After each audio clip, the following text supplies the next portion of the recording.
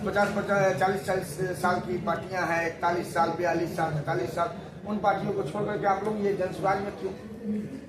देखिए, बिहार की जनता बाकी सारे पार्टियों से त्रस्त हो चुकी है।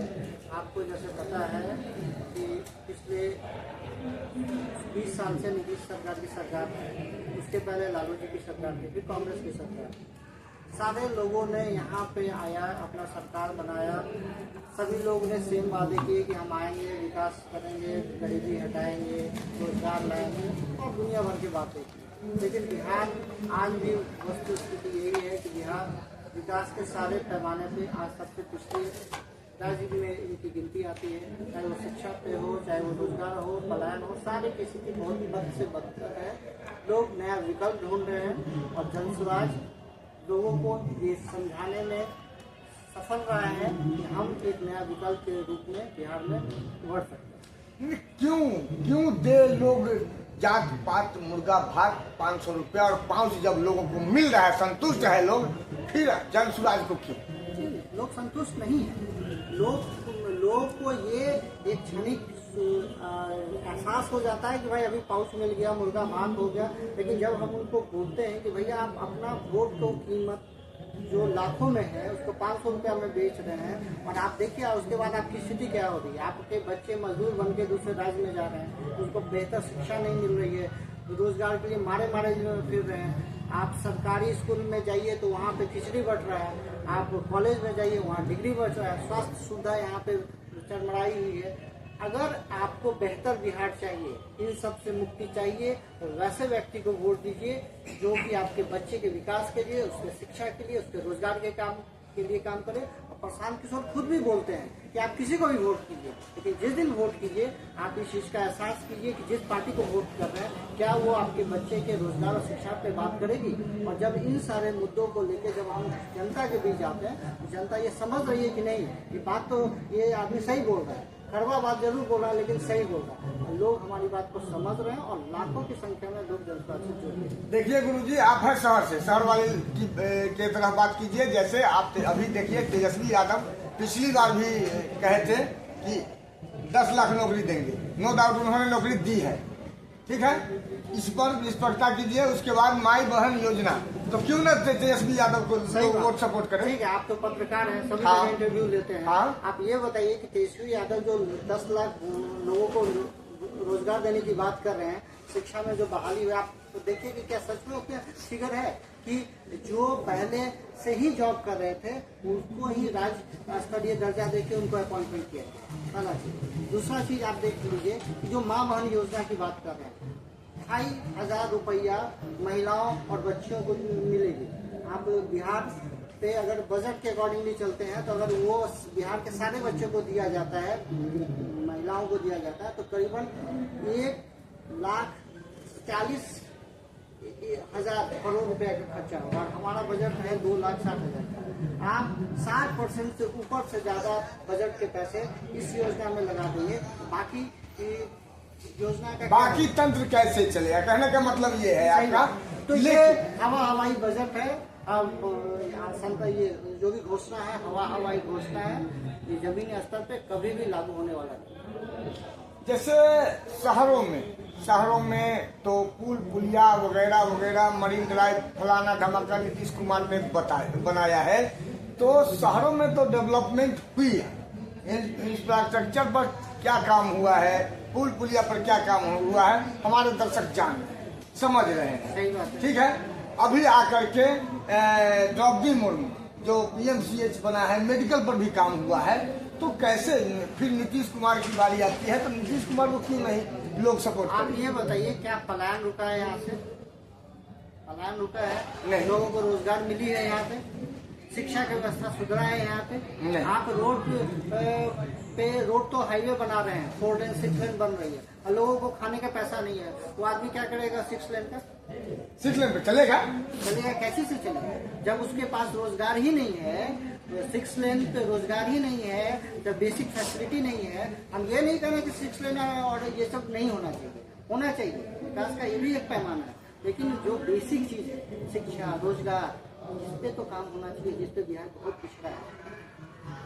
जैसे महिलाओं के लिए प्रशांत जो है सो बहुत चुप्पी में रहते हैं, इस पर क्या कहेंगे? महिलाओं के लिए छुट्टी में नहीं रहते हैं।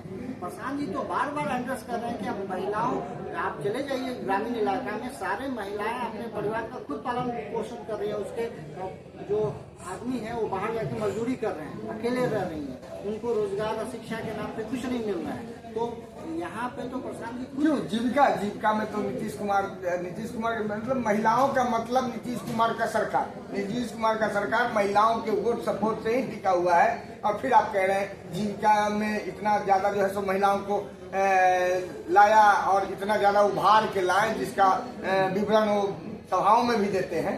इस पर क्या कहना है? आप ये बताइए, आप लोग महिलाओं को जो इंटरव्यू लेते हैं और जब गांव में जाते हैं, आप ये बताइए कि महिलाओं की स्थिति में कितने सुधार हुए? आज भी वो घर के चार दीवारी में बैठी हुई है, आज भी वो अपना डिसीजन खुद नहीं ले सकती है, आज भी आर्थिक रूप से वो संपन्न 1 करोड़ 30 लाख महिला को निकाला घर से बाहर नीतीश कुमार ने। 1 करोड़, ये प्रमाणित है। ठीक है, 1 करोड़, लेकिन उनकी स्थिति बेहतर हुई है क्या? वो आज भी आर्थिक रूप से स्वतंत्र हुई है क्या? आज भी उसके बच्चे अच्छे स्कूल में पढ़ रहे हैं? महिलाओं को सारा घर का बजट खुद संभालना पड़ता है। वो पैसा जो वो कमा के आते हैं वो देते हैं, उसके बाद वही पैसे में उसका पूरा घर चलाना पड़ता है। आपसे उससे पूछिए कैसे वो घर को मैनेज करते हैं। महिलाओं से पूछना पड़ेगा। चलिए अब इसके बाद हम चलते हैं एक और जो बात है। अभी रिसेंट में जीतन राम मांझी पटना अपने समाज के लोगों को बुलाया। 30% लोग जो हमारे बिहार की आबादी है उसके 30% की बात की हमने। उसके बाद शिक्षा रूपी दूध का बात किया है कि शिक्षा रूपी दूध सबको पिलाया जाएगा। मोदी से कहे हैं, मोदी जी से वो। तो इस पर क्या ये गलत है, ये सही? एक बात बताइए, 2025 अक्टूबर में इलेक्शन होने वाला है यहाँ पे, और आज अब भाषण का ही दौर चलेगा, घोषणाओं का ही दौर चलेगा। नीतीश जब वो मुख्यमंत्री थे तब वो क्या कर रहे थे? उसके पहले लगातार कोई ना कोई सरकार में मंत्री रहे, विधायक रहे, उस समय कहाँ चले गए? तो अब जब इलेक्शन आएगा तो दूध रूपी शिक्षा की व्यवस्था की बात करेंगे, फिर इलेक्शन खत्म हो जाएगा, फिर जीतन राम मांझी चले जाएंगे दिल्ली। बेटा उनका मंत्री, ससुर विधायक, अपने मंत्री, सारा पूरा परिवार तो मंत्री या विधायक बना हुआ है। क्या काम किए हैं वो अपने समाज के लिए? छोड़ दीजिए, बिहार की बात छोड़ दीजिए, वो जिस पोर्टफोलियो पे काम कर रहे हैं जो मंत्री है वो भी छोड़ दीजिए। वो जिस समाज के नेता है अपने आप को घोषित किया, उसमें वो क्या काम किया? उनकी स्थिति में कितनी सुधार हुई? पहले जब उनसे उनका जवाब दे, फिर घोषणाओं का तो वो घोषणा ही करते हुए आ रहे हैं। घोषणा कुमार है, उनसे कुछ होने वाला नहीं। घोषणा कुमार है। और एक और चीज हमको खटक रही है जो आप लोग शायद, ये प्रशांत जो है, प्रशांत ये नीतीश जी को मेंटल डिस्टर्ब बता रहे हैं। लगभग 2-3 बार प्रहार कर चुके हैं। ये कहाँ तक जायज है? किसी को पागल कह देना और मेंटली डिस्टर्ब कह देना, ये कहाँ तक जायज है? देखिए, हमको तो लगता है कि मीडिया के बंधु ज्यादा बेहतर जानते होंगे। आप प्रशांत ये मुख्यमंत्री जी का बहुत सारा वीडियो क्लिप देख लीजिए, ठीक है, तो आपको पता चल जाएगा कि वो मानसिक रूप से, जब गांधी जयंती होती है, जहाँ मौन रखा जाता है वहाँ वो ताली बजाने लगते हैं, जहाँ श्रद्धांजलि देना होता है वहाँ वो माला बनाने लगते हैं, जहाँ उनको ये नहीं पता है कि हमारे बिहार के डीजीपी कौन है, उनका नाम क्या है, उनको ये नहीं पता है कि हमारे मंत्री का पोर्टफोलियो क्या है। आप उम्मीद कर सकते हैं जिनको ये नहीं पता हो कि हमारे डीजीपी कौन है, वो आदमी प्रशासन चलाएगा, वो बिहार को चलाएगा? बिहार को कुछ ब्यूरोक्रेट लोग चलाएगा। गृह मंत्रालय पर सीधा प्रहार कर दिया आपने। गृह मंत्रालय कौन देख रहा है? गृह मंत्रालय तो खुद नीतीश बाबू खुद देख रहे हैं, लेकिन आप लॉ एंड ऑर्डर, आप वैसे व्यक्ति जिसको जो अपना ध्यान नहीं रख सकता वो पूरे बिहार का कैसे ध्यान रखेगा? तो ये बताने की जरूरत नहीं है। नीतीश कुमार अभी सिर्फ एक चेहरा है, उसके पीछे बहुत कुछ ब्यूरोक्रेट्स और कुछ पार्टी के नेता सरकार चला रहे हैं। मुकेश सहनी पर आपका क्या कहना है? मुकेश सहनी अच्छे लीडर हैं, मछली भात और हेलीकॉप्टर में खाते हैं, बड़े नेता हो गए हैं, और सब लोग जात की राजनीति करने वाले लोग हैं। उन लोग अपने जात से की राजनीति तो अपने जात का करते हैं, लेकिन पॉलिटिक्स वो अपना करते हैं, भला अपना करते हैं। इन लोग का बहुत लंबे समय तक इन लोग का राजनीति चलने वाला नहीं है। जनता समझ रही है ये लोग सिर्फ वोट के दिन हमारा जात और धर्म के लिए इस्तेमाल करते हैं। विकास इनके मैनिफेस्टो में कहीं नहीं है। चलिए हम देखें कि राजीव नगर पटना से ये क्या क्या कहें, और इनके हिसाब से भी जो है सो वही निकल करके आया कि जात पात मुर्गा भात 500 रुपया और पाउच पर ये सत्ता अब न चलेगी। कमेंट में लिख के बताइए।